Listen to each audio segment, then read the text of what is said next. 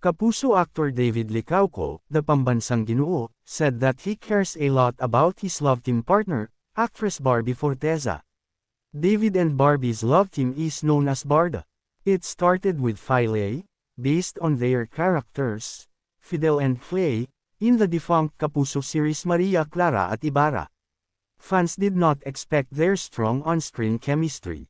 Because of that, they officially became a love team and did several projects under their home network. When their love team started, David Licauco and Barbie Forteza were in their respective relationships. The actor had a non-showbiz girlfriend, and reports surfaced that a couple of months ago, they broke up. Barbie, on the other hand, had a 7-year relationship with actor Jack Roberto.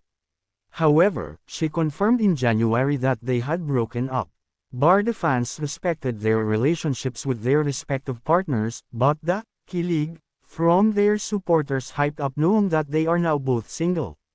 In a previous interview, Barbie said that she is enjoying her single status right now, and continues to discover things about herself. In a recent interview with GMA Entertainment News reporter Nelson Canlas, David Licauco was asked about the real score between him and Barbie Forteza.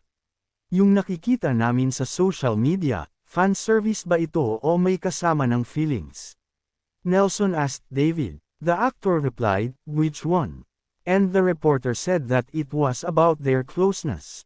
David said that he and Barbie are indeed close. Then, the actor said that Barbie just got out of a relationship, and it should be respected.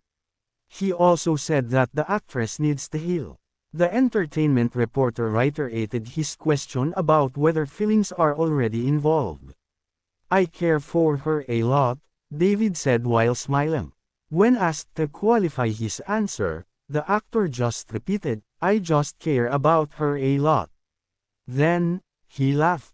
David Licauco was also prompted to discuss the level of comfort that he and Barbie Forteza have now. He said that it was a known fact before that Barbie was taken, and he was aware of how he should act because of that fact.